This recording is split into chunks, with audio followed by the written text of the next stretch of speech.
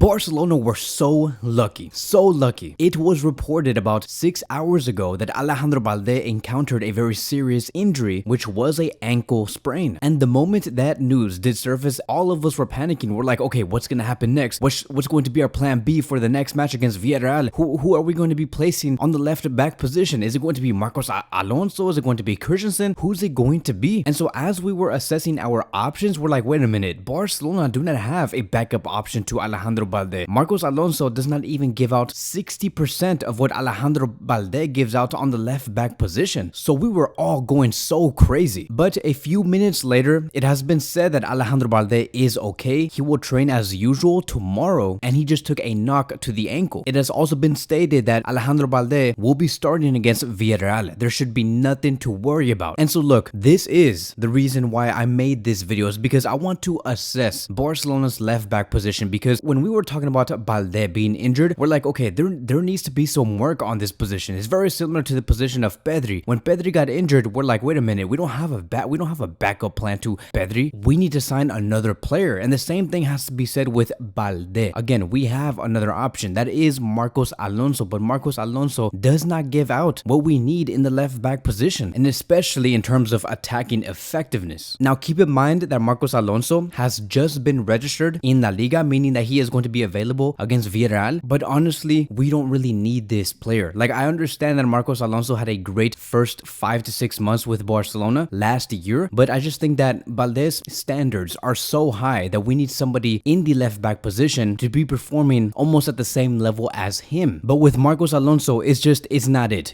If we look at the spider chart, you can just see the comparisons between these two players. The level that Balde gives is outrageous and is much more superior to Marcos Alonso in terms of defending. Balde is superior. Physicalness, maybe Marcos Alonso is more superior because of his height and because of how wide he is with his long legs also. So maybe yes, he might win in that part, but in terms of the passing, the vision, the attacking, the dribbling, the heading, Alejandro Balde is the superior one. And as a left back for Barcelona, you do need the vision, and you especially need the dribbling tendencies. And just look at the big margin between Marcos Alonso and Alejandro Balde. So now that's going to lead me towards the comparison of Cancelo and Balde, because our backup plan is Cancelo. It may not have been our backup plan for the match against Villarreal because he's not going to be registered on time by then, but in terms of the overall season, Cancelo would be our backup. And I'll be talking about the right back position and what it means for Cancelo to be playing on the left back position in just a few moments. But if you compare Joao Cancelo to Alejandro Balde, Cancelo, as you can see, is the green one and is superior in terms of physicalness. In passing, they're the same in vision. Cancelo is superior in attacking, also in dribbling, surprisingly, heading, but we have Balde superior in defending compared to Joao Cancelo. But as you can see here, Joao Cancelo does meet a lot of the things that Balde does give us, which is why Xavi Hernandez has also been pushing for this signing. I'm telling you guys, one of the biggest reasons why Xavi has wanted Cancelo is because not only can he play on the right back position, but also in the left back position. So he would be our reinforcement. And then let's look at the direction of passes. Alejandro Balde and Cancelo do have almost the exact same type of passes. Now keep in mind, the bigger the circle, that would mean the more passes they delivered to that side. And it's pretty much the same thing. So because Cancelo will be the main reinforcement to Alejandro Balde, because I do assume that eventually Balde will get injured this season, Cancelo will take his spot. And so we got lucky, I'm not gonna lie, for like the short-term problem that we have right now, which is against Villarreal. We got lucky. If Balde actually got injured, we would be in deep